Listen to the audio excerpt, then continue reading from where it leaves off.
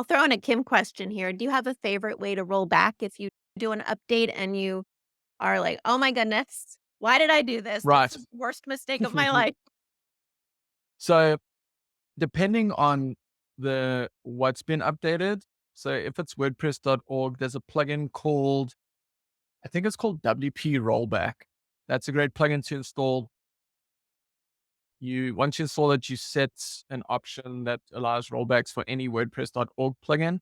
I think you go to the plugins page and then there's a little link under the plugin that will say next to the settings, deletes, whatever those plugin meta links are called. It'll say rollback and you can roll back to your previous version.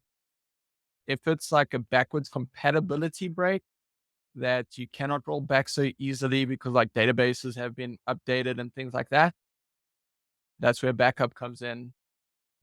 There's some services that are fairly affordable, like managed WP backup daily is like $5 a month, maybe. I don't know what their pricing is, but it's quite cheap. And if you're running daily backups off site, you can just easily revert the entire backup.